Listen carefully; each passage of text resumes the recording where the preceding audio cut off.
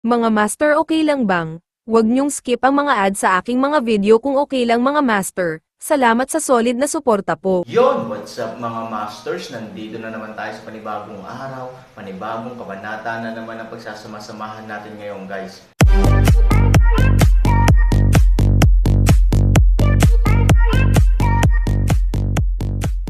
Bali mga masters, kung bago ka pa lang po sa aking YouTube channel, please click the subscribe button, lalong-lalo na po yung notification bell guys, para maging connected pa rin tayo sa isa't isa at maging updated kayo sa mga susunod ko pang video. Bali mga masters, bago natin umpisahan ng kwento ay mag-shoutout po muna tayo para sa mga solid nating tagapakinig. Shoutout kay Roel Bulalake. Shoutout kay Jay Dagohoy. Yun na nga mga masters, no? Bali hindi na ito patagalin. In 3, 2, 1, let's go! Ang may-ari ng baryo ay mabilis na naglakad patungo sa pintuan, binuksan ito, at nakitang hindi ang kanyang nasasakupan ang may pananagutan sa pagkanta ng pahayagan, at ang lamig sa kanyang puso ay biglang lumakas. Anong problema? Pinigilan ng may-ari ng nayon ang lahat ng emosyon sa kanyang puso at nagtanong ng mahinahon hanggat maaari. Master, may nangyaring masama. Maaaring natalo ang ninuno, ngayon ay hindi na alam ang kanyang buhay at kamatayan. Ang buong underground ay nagsimulang gumuho. Hiniling sa akin ng espesyal na sugo na sabihin sa iyo na handa siyang pangunahan ang lahat sa underground gate para mamatay ng buong kabayanihan. Maaari siyang mamatay sa labanan o mapatay si Han Sanchen at bumalik upang humingi ng tawad sa iyo, sabi ng nasasakupan. Pagkarinig nito, biglang nagulantang ang mga mata sa ilalim ng maskara ng may-ari ng nayon. Ano, kahit gaano siya kalmado, halatang nagtataka siya sa oras na ito, at mahirap tanggapin ang katotohanan ito ng ilang sandali. Master, saglit na nawalan ng malay ang nasasakupan. Idinilat ng may-ari ng nayon ang kanyang mga mata at natigilan ng matagal, saka siya pasuray-suray at pumasok sa kwarto at sinara ang pinto. Pagkakita nito, hindi na nagsalita ang nasasakupan at masunurin itong umatras. Sa silid, hindi man lang alam ng may-ari ng nayon kung paano siya nakabalik sa langit. Anong meron? Malamig na tanong ng Panginoon. Ang mga salitang ito rin ang biglang nagpabalik sa may-ari sa realidad. Bigla niyang inangat ang ulo niya at tumingin sa langit. Panginoon, may malaking bagay, masama, ninuno, baka na-aksidente siya. Ano? Biglang nagulat yung kabilang side. Ikaw, anong ginagawa mo? Bakit may nangyari sa nuno? Ay, hindi ko rin alam. Ito, napapanik din sandali ang Panginoon. Bagaman naisip nila ang posibilidad na ito noong sila ay nag-aalala, ngunit pagkatapos ng maingat na pagsasaalang-alang, talagang nadama nila na ang posibilidad na ito ay dapat na napakaliit. Walang ibang dahilan, ang ninuno ay napakalakas, at mayroong dagat ng dugo at ang kanyang sariling mga tao upang tumulong, kahit paano mo tingnan ang panalong panig na ito ang mas malaking panig. Pero ngayon, biglang dumating ang ganitong masamang balita, ito ay isang bagay na kahit ang may-ari ng nayon ay hindi napagtanto ng ilang sandali. Bastos, basta-basta, galit na sumigaw ang Panginoon, bilang aking katuwang, ninuno, alam mo ba na napakaraming mahalagang kontribusyon mo sa ating organisasyon? Ang may-ari ng nayon ay tumanggo, saan man mayroong dagat ng dugo, magkakaroon tayo ng tuloy-tuloy na daloy ng mga sundalo upang palitan ang ating hukbo. Ang mga ito ay makapagpapalakas ng ating mga puwersa. Kabilang din dito ang aking sikat na tindahan. Ito ay tiyak na dahil sa pagkakaroon ng dagat ng dugo ng aking mga ninuno kung kaya't ang permafrost ay umiiral. Tanging ang sikat na tindahan lamang ang maaaring umasa sa mga espesyal na tela upang makakuha ng isang foothold dito at maging kung ano ito ngayon. You still know this, then why you let such big thing happen to the village if you know this? What did you tell me when you are the owner of this store? You swore to tell me that you would, but what's the result of taking down Han Sanchen? Napuno ng kahihiyan ang may-ari ng nayon at ibinaba ang ulo. Kamahalan, ang aking mga nasasakupan ang nararapat na mamatay. You just deserve to die. Kahit putulin ka man ng libong espada, hindi mo pa rin maalis pansamantala ang puot sa puso ko. Talo ka, nagalit ang Panginoon, na may malaking galit sa kanyang mga salita. Hindi nagsalita ang may-ari ng nayon, ngayon ay maaari na lamang siyang maghintay ng tahimik para sa pagpuna, at pagkatapos ay hintayin ang Panginoon na kumalma ng kaunti bago magtalagasa. kanya ng mga bagong gawain o mga bagong paraan upang harapin ito. Sa kasamaang palad, nanatiling tahimik ang Panginoon. Panginoon, napag-isipan na po ng mga nasasakupan ko, kahit anong mangyari, kahit na isakripisyo nila ang sikat na tindahan, tiyak na papatayin nila si Han Sanchen. Today, either he will die here or I will die here. Umaasa ang may-ari ng nayon na mabawasan ang galit ng Panginoon, nagsalita sa wakas. Malamig na sumangot ang Panginoon, sa palagay mo ba maipapakita nito na ikaw ay malakas? Ang pagsasakripisyo sa isang sikat na tindahan para harapin ang Han Sanchen ay mukhang talagang kasiya siya, ngunit huwag mo itong isipin, ang sikat na tindahan ay akin, gaano karaming pagsisikap ang ginawa sa pag-set up nito, at kung gaano karaming mga mapagkukunan ang ginugol dito. Isasakripisyo mo ang sikat kong tindahan sa isang salita lang, nakakamangha ka talaga. Nagmamadaling lumuhad sa lupa ang may-ari ng nayon, kamahalan. Ngayong nangyari na ang mga bagay-bagay, alam kong may nagawa akong mali, gayunpaman, wala akong ibang paraan, bukod sa mamatay upang patunayan ang aking kalooban, ay, hindi ko na talaga alam ang gagawin ko, ano ang dapat kong gawin. Hindi nagsalita ang Panginoon, ngunit hindi niya pinagalitan ang may-ari ng nayon. Makalipas ang halos 1 minuto o 2, bumantong hininga ang Panginoon, sa ngayon, walang saysay na pag-usapan ka o parusahan ka, ang pinakamahalaga ay kung paano ito haharapin, bumangon ka at makinig ka sa akin. Nagmamadaling tumayo ang may-ari ng nayon, oo, ibigay mo sa akin ang iyong mga tagubilin. Nauna nang natalo ang Yetian City, at ang resulta ay wala masyadong tropa sa paligid mo, tsaka ngayong nasira ang bloodline, kahit may tropa, baka wala masyadong susuporta sa'yo. Sa mga lalaking nakaitim sa paligid, pagkatapos umalis sa mga sikat na tindahan, marami sa mga nagkalat na team ay puro bloodline. Hindi ba iyon ang direktang hinarap ni Han Sanchen sa napakaraming tao? Ang dahilan kung bakit hindi gaanong naapektuhan ang mga sikat na tindahan ay dahil ang Joxian Village na ibinigay ng pamilyang Zhou ay nagbigay ng maraming talento. Sa ngayon, maaari lang nating ipadala ang mga tao mula sa nasusunog na Bone City. Gayunpaman, dapat mong malaman kung gaano kakomplikado ang puwersa sa nasusunog na Bone City, hindi lang nandyan ang mga puwersang palaging laban sa atin, ngunit mayroon ding iba pang nakakalat na puwersa. Kung magpapadala ako ng masyadong maraming tropa para tumulong sa iyo, ang loob ay walang laman, sa kasalukuyang kaguluhang panahon, natatakot ako na may magsamantala ng pagkakataon na umatake sa atin. So, hindi ako magpapadala ng masyadong maraming tao. Tumanggo ang may-ari ng nayon, ang base camp ang ating pundasyon, walang dapat mangyari doon, at mauunawaan ng aking mga nasasakupan. Buti naman naintindihan mo ito, kaya naman, ang talagang gustong tumulong sa iyo ay ang ating Sirius Tribe sa hilaga ng Burning Bone City. Sirius Department, hindi pa nakita ng may-ari ng nayon ang mga taong iyon, ngunit narinig niya ang tungkol sa kanila.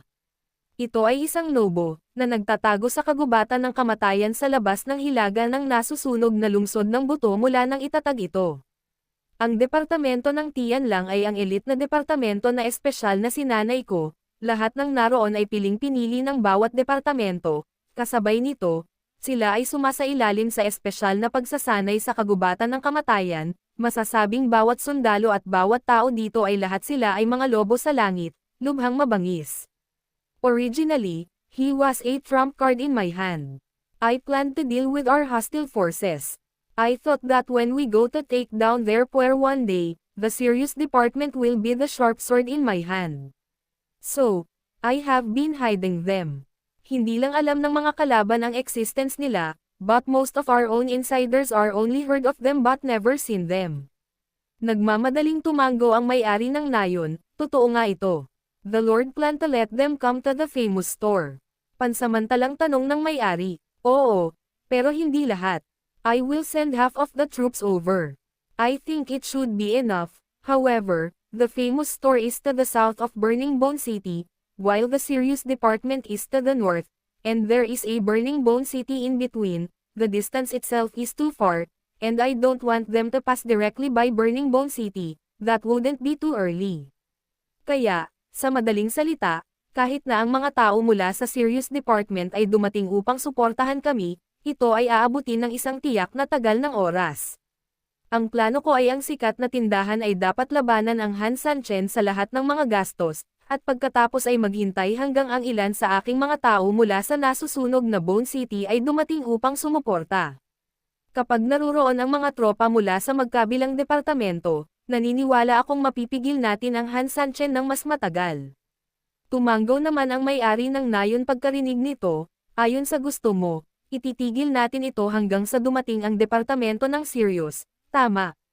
Oo, kapag dumating na ang departamento ng Tian Lang, tiyak na lilipulin nila ang Han Sanchen, sa pamamagitan lamang ng paghahati-hati ng mga tropa sa paraang ito ay medyo ligtas na ang lahat ng departamento, gayunpaman, ang tanging bagay na dapat nating ipaglaban ay ang panahon, hindi ba't ang isang sikat na tindahan ay hindi dapat magkaroon ng ganitong oras upang harapin ito? Kung hindi mo pa rin kaya, then I don't want you to have any more phone calls with me, and you should die, naiintindihan mo ba?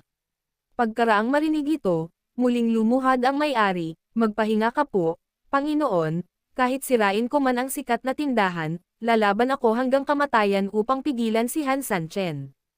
I don't want famous stores to die, and I don't want you to die. After all, I spent a lot of time training you, so, you'd better come up with a result that satisfies me. What I want is for Han Sanchen to die, naiintindihan mo ba? Nagmamadaling yumoko ang may-ari ng nayon, naiintindihan ko, ipinapangako kong tatapusin ko ang gawain. Okay, huwag ka nang magkamali pa. Nang matapos siyang magsalita ay tuluyan nang naglaho ang langit, at ang may-ari ng nayon ay nagmamadaling bumangon at sumugod sa labas ng bahay. Wala pang isang saglit, dumating sa pintuan sa ilalim ng lupa ang may-ari ng nayon, kasama ang ilang personal na gwardya. Sa labas ng pintuan sa ilalim ng lupa, ang pinunong responsable sa pang-araw-araw na buhay ng dugong dagat ay nakita ng personal na dumating ang may-ari ng nayon, hindi niya maiwasang mabilis na humakbang at lumuhad sa lupa. Subordinate, tingnan ang may-ari, saglit siyang nagulat at nabigla, halatang hindi niya inaasahan na personal na pupunta sa frontline ang may-ari. Gayunpaman, pagkatapos ng pagkabigla, mayroon din siyang premonition na ang bagay na ito ay talagang napakaseryoso, dahil ang mga sikat na tindahan ay may mga patakaran, sa pangkalahatan, sa isang lugar tulad ng frontline, hindi na darating ang may-ari ng tindahan. Ang frontline ay hindi lamang mapanganib, ngunit ang pinakamahalaga, sa mata ng mga sikat na tindahan, ito ay isang napakakahiyahiyang bagay. Pero ngayong nandito na ang may-ari ng nayon, natural na iba na ang lahat. Ito ay hindi pa nagagawa, ngunit sa kabaligtaran, dapat din itong dumating sa isang kritikal na sandali para sa kaligtasan ng mga sikat na tindahan. This subordinate deserves to die, pakiusap sa may-ari na parusahan siya. Lumuhad sa harap ng may-ari ng nayon, ang espesyal. Nasugo ay hindi ng ahas na bumangon. Siya ang may pananagutan sa Blood Sea, kaya kahit ano pa ang kahihinatnan, siya, bilang kinauukulan, ay hindi maaalis ang sisi. Dapat niyang panagutin ang bagay na ito, kahit na wala talaga itong kinalaman sa kanya mula simula hanggang wakas. Bumangon ka na, bilang tagapamahala ng Blood Sea, naging dahilan ko ang Blood Sea na kumilos ng ganito at inalerto ko pa ang may-ari ng nayon na pumunta sa pinangyarihan ng personal, karapat-dapat kang mamatay, patawarin mo sana ako, may-ari ng nayon. Ang kanyang saloobin ay tunay na taos-puso, ngunit sa sandaling ito, ang may-ari ng nayon ay wala sa mood na makipag-usap sa kanya tungkol dito. Malungkot na sinabi ng may-ari ng nayon, okay, hindi ito ang oras para parusahan ka ng kamatayan, ano ang silbi ng pagpugot ng ulo ng isang commander sa harap ng labanan.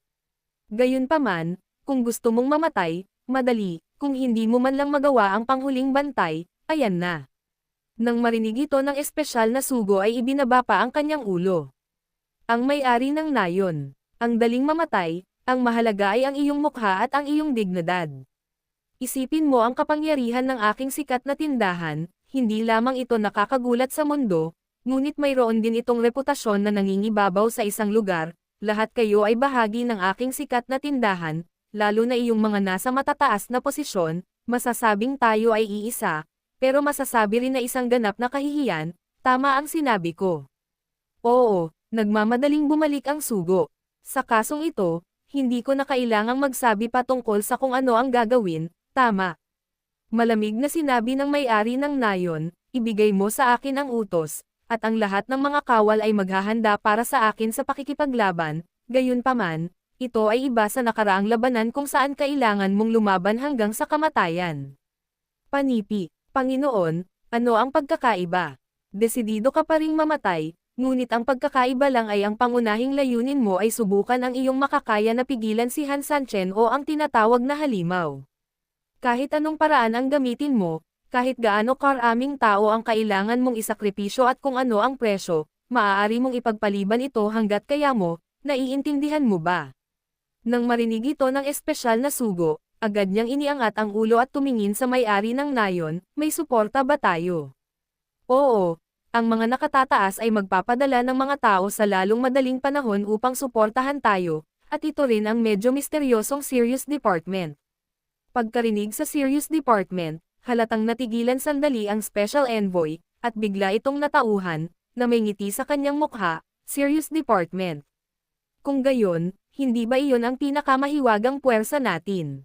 Hanggang ngayon, ako lang ang nakarinig sa kanila, ngunit hindi ko pa sila nakita. I heard that they are very mysterious and very powerful, a team of 10,000 people can even compete.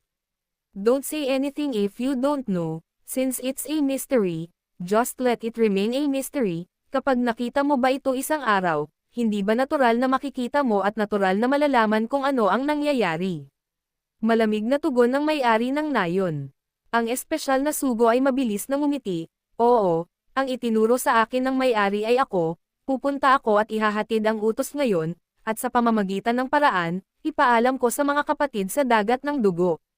Tumango ang may-ari ng nayon, tandaan mo, ang gusto kong sabihin sa kanila ay hindi ang ayaw kong mamatay sila, lalo pa silang gawing gaaman sa buhay at takot sa kamatayan, ngunit pinipigilan ko sila sa determinasyong mamatay, naiintindihan mo ba? Panipi, Master, please rest assured, napakarami sa atin ang hinahabol at binubugbog ng Han Sant Breath, in fact we are holding in our heart, sabihin mo pa, sige na, oo, ang espesyal na sugo ay umatras at inihatid ang utos wala pang isang sandali, at ang utos na ito ay mabilis na nailipat sa kabilang panig ng dagat ng dugo. Yun na nga mga masters, no? Bali panibagong kabanata na naman yung natapos natin ngayong gabi. Muli, maraming salamat po talaga sa walang sawang suporta po sa aking YouTube channel na talagang inaabangan nyo po ang bawat upload ko po. Bali mga masters, magkita-kita ulit po tayo bukas ng gabi at ngayon po ay magpapaalam po muna tayo. Bali mga masters, bye-bye!